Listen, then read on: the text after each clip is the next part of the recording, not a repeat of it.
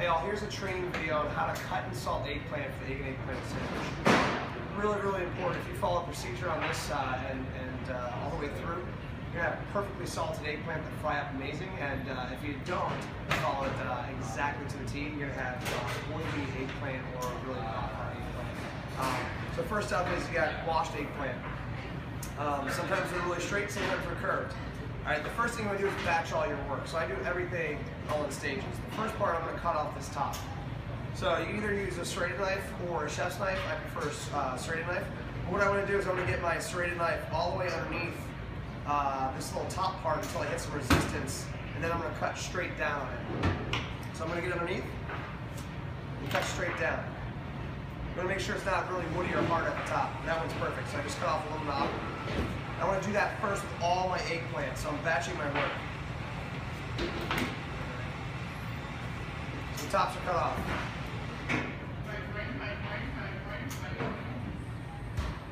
So after that, I want to come back and stripe my eggplant. So the reason we stripe the eggplant is we love the nutrients that are in the skins of eggplant. In certain parts of the year, the skin can get really thick and fibrous. So it can become chewy. So we're going to stripe this just to break up some of those fibers. So I'm literally going to take my peeler and come from the top straight down. Now most people make a mistake that they try to push into the eggplant and thinking that's going to help them cut it, but they're not letting the tool do the work. So I'm not pushing into it, I'm actually going to hook the skin and then pull straight down with a little bit of force. I'm letting the tool do the work. So I'm going to hook it and pull straight down. It should be nice and easy. If the blade pops out, you're using force, and I let the tool do its work. So I want the stripes and skin to be about equal distance. It doesn't have to be perfect, so I'm just going to stripe these. Do one more.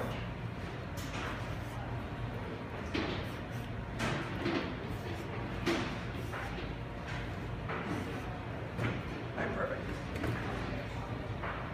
Now I'm going to go into cutting the eggplant.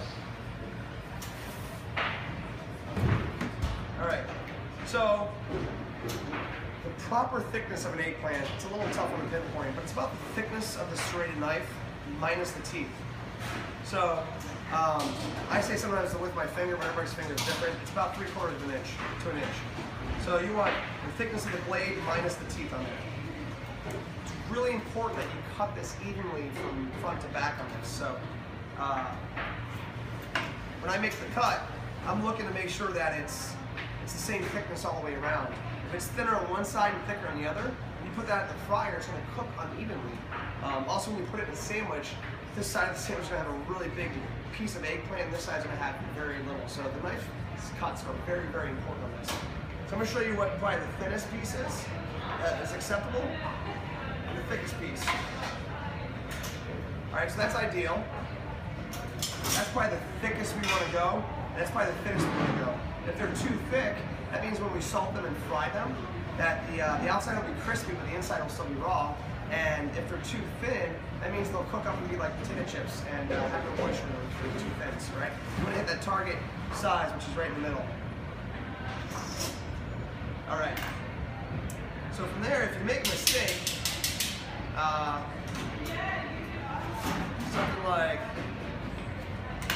this, which is not going to fry up because it's really thin on one side and thick on the other, you're actually just going to take the knife, cut into it like this to make it more even across, right? And I want to do this in the air, but you want to cut off a little bit to make it the exact same size all the way around. So I'm going to cut up a couple. Again, I'm batching my work, so I'm doing all my cutting first. When you get to the very end piece, you just want to cut off that little bit at the end. It's going to be kind of woody. All right, now people struggle cutting an eggplant that's curved.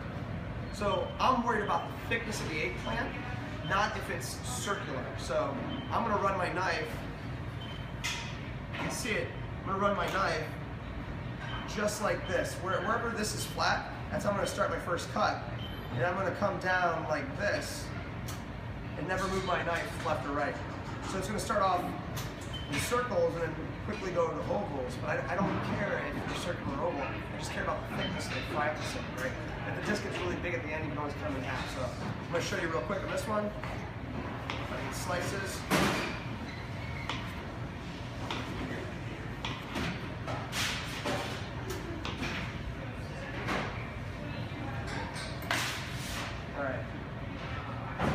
they get a little bit bigger and bigger. Now if the circles are too big like this at the end, you just cut it in half. It doesn't matter, right? I'm worried about the thickness. But if they're really big, you do want to cut them in half because they won't fit on the sandwich properly. Alright, so I made all my cuts. Next thing is salting. It's the most important thing here. Properly salted eggplant, I'm going to fry up really nice and beautiful. Unproperly salted eggplant, I'm going to fry up really greasy. So, your unit of measure is a third pan.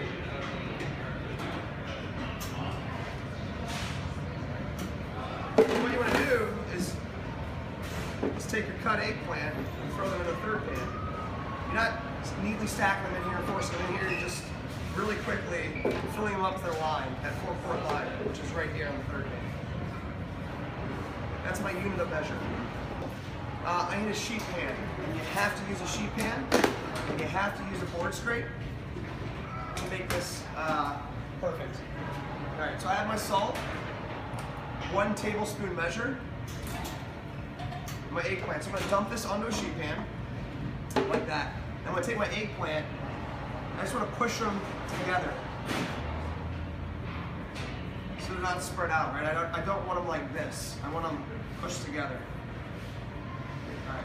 Now what I wanna do is I wanna put a tablespoon of salt on each side of the eggplant.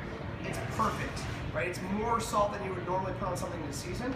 And that's because we're trying to draw out the water in the eggplant. So I'm taking a tablespoon of salt, right? That's not a tablespoon. That's not a tablespoon. It's gonna be a nice level tablespoon of salt. I'll put it in my hands. And when I go to season, I want to season from up here, not down here. Because as the salt falls out on my hand, it can be very localized and be clumpy on the pan. So I want to season from up here. Right, and you get this cascading cone of salt that comes down and it's dispersed, right? So you don't want to be down here. Just gonna once or twice pat the eggplant, and I'm gonna turn it over.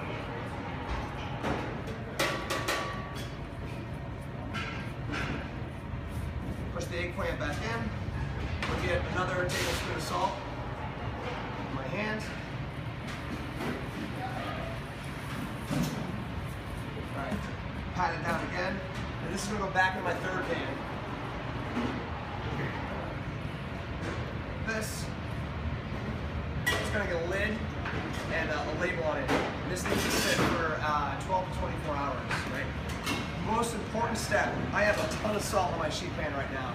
So if I put my next third pan of eggplant down on here, it's going to pick up all that residual salt plus the 2 tablespoons I'm going to add to it from seasoning. So it's very important, every single third pan that you season, you have to come back with your board scrape and you're just pushing all the salt off the sheet pan. So you can see I moved it all to the side. I'm going to take my next third pan of eggplant. I'm going to do the same exact thing.